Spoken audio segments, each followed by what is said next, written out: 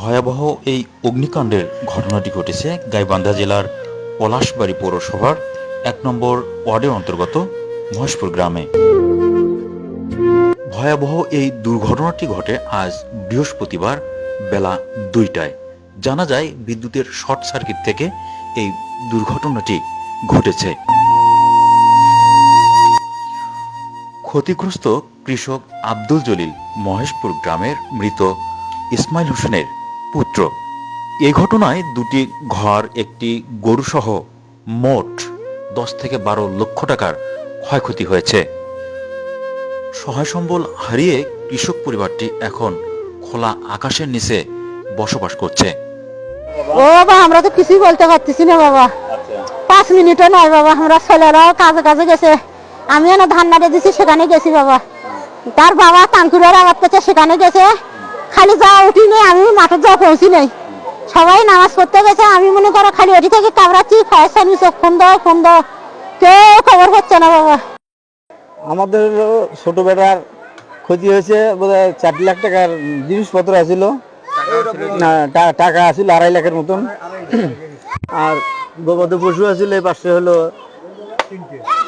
3টে, তার মধ্যে 2টো ছিটকে গেছে আর একটা মারা গেছে। এই অবস্থায় যদি সরকার সহযোগিতা না করে তা আমরা তো একবারে নিশ্চয় হয়ে যাবো। আমাদের তো অনেক ক্ষয়ক্ষতি এবং কিছু নাই আমাদের।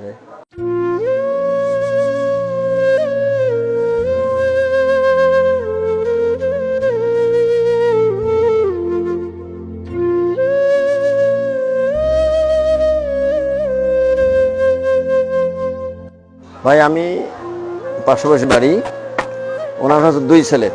এই 2 ছেলে বিভিন্ন কর্ম করে খায়, বিভিন্ন জায়গায় সময় আমার জমানি খুব একটা নাই। যতটা ক্ষতি হয়েছে কিছুই বের করতে পারেনি। তারপর গবাদি পশু পড়াই গেছে। এরকম অবস্থায় সরকারের পক্ষ থেকে যদি ওনাকে কিছু সহযোগিতা না করা হয় তো ওনার জন্য কঠিন সময় দিনে করতে লাগবে। এই সময় এই জন্য আমরা অনুরোধ করবো যাতে সরকারের পক্ষ থেকে তাকে কিছু সহায়তা প্রদান করা হয় বা কিছু দেওয়া হয়। এখন আমরা এই জায়গাতে এসে দেখলাম যে মানে আগুন দিয়ে তো অনেক উত্তাপ। তো গ্রাম এলাকাবাসী সবাই মিলে চেষ্টা করছে, অনেক পরপর ফায়ার সার্ভিস আসছে। ওদের যা অর্থ ছিল সম্পূর্ণটাই শেষ।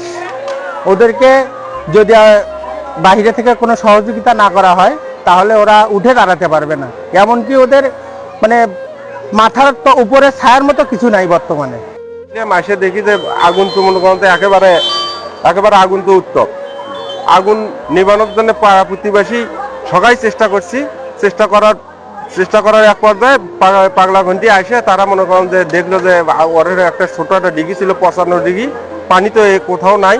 ওই ডিগি থেকে আসতে আসতে বাড়িঘর পুরাই শেষ।